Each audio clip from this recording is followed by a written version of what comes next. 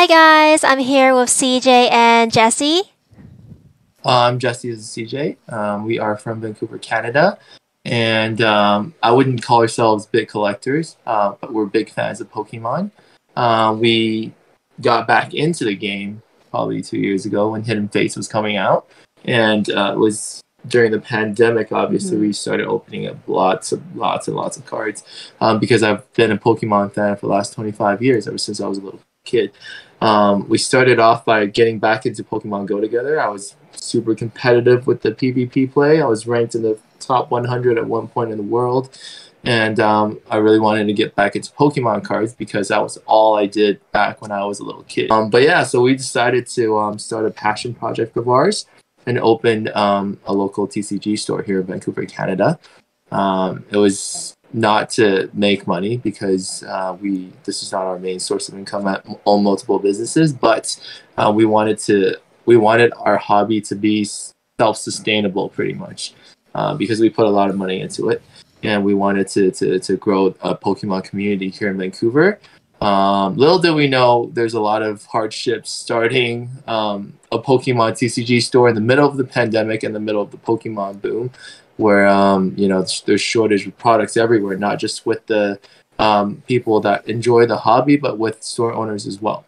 So I want to talk about it from the business standpoint and basically how the local LGS stores are run and why some of the stores are charging more than market. And a lot of the people are talking about how store owners are scalpers as well. I'm here to explain the ins and outs and actually show you guys legitimately what LGSs pay to get some of the products today. So show you some numbers, and maybe hopefully you guys can understand that it's very important to support the hobby and support the store owners in your local area. And also we're going to talk about how to enjoy, like how we think is the best way to enjoy the hobby in 2021 during the Pokemon boom and post hype and everything. So talk about how Pokemon stores like TCG store, your local game stores, get product, right? So like Bonnie said, there's the Pokemon Company International, and then they go to the distributors, right? So in Canada, that's Universal Distribution. I would say the number one distributor in Canada. In the US, there's different distributors, obviously. We deal with Universal and Prince in Canada, the two biggest distributors. And then they would sell the products to local game stores like ours. So obviously a lot of people want to talk about how, hey, like I'm at this LGS store and they're charging scalper prices. LGS stores are scalpers. So I want to talk about the term scalper and my understanding of what it is. Yours might be different, Bonnie, and the viewers might have different, everybody will have different definitions. But the scalper to me is somebody with no interest in Pokemon as a hobby, or no interest in Pokemon at all. They buy products with the sole purpose of reselling them for a higher price. So that's what scalper means. And the scalper has no overhead, okay, other than the fact that they have sweat equity in this game, right? They spend time, you can calculate that as labor. They wait in line and things like that. But they have no overhead. They don't have to pay rent. They don't have to pay insurance. They don't have to pay staff. They don't have to pay for internet.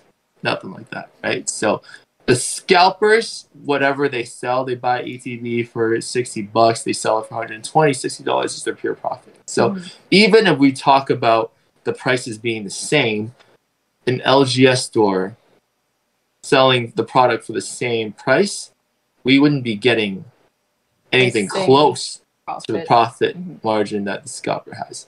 But also I want to talk about how during the boom, most LGS stores, actually, we don't get products at all. Like it's absolutely ridiculous. Like for Shining Fates, for example, a lot of the stores, it's not just us being a new store and not being able to get products, but we've talked to our distributors, and most of the local game stores got a total of 5 to 10 Shining Fates ETBs in total.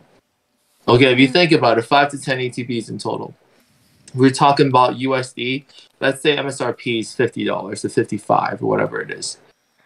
Even if they got the prices at, let's say, $30, for Shining Fates it's 47 Canadian, so it's around 38 USD. That's the distributor pricing.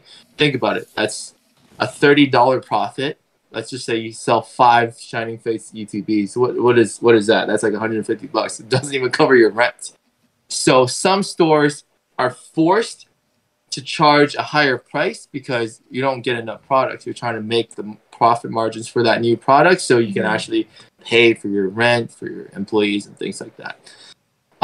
The problem is if we can't get enough products, like for us, we actually got zero. We got 0 Shining Face ETBs. So we went to Walmart to buy the MSRP. Yeah, but that doesn't make us scalpers. The reason why we had to do something like that is because that we need to, as a new store, we need product in the store. So we would be buying them, some of them online or from other stores for over MSRP, and then sell them for pretty much exactly what we paid for, or even a little bit less. So at the very beginning, we can get products in the store and get people in, right? So a lot of stores are in this similar situation. And also, a lot of people disagree with LGS stores saying that, okay, distributors are charging more money for these products.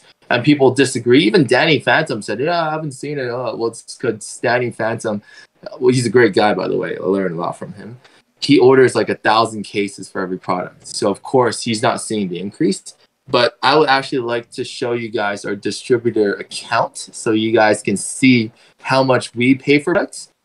We're talking about products that are not on pre-order, because on pre-order you can actually get wholesale pricing, which is around $30 for ETBs and let's say 100. Actually, no, not 100. Like in Canadian, 110. So in USD, like around $90 for a booster box.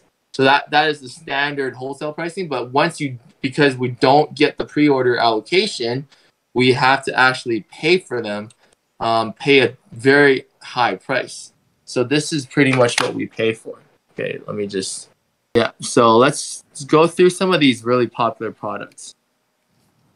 Let's start off with, how about Champions Path? All right, Champions Path. Okay, how much do you think we pay for one of these Champions Path ETBs? You already showed the price here. It's 99. So this is Canadian dollars. So it's about 80% of this is if you times this by 0.8, it's pretty much 80. What you pay for in America. And so $80 a Champions Path ETB. So pretty much double the pre-sale prices or wholesale prices for this. Pretty much close to what the market price is at this point, actually. Let's go down to look at some more ridiculous prices. Hidden Fates, all right, 225 for Hidden Fates. So in USD, I believe it'll be around 180.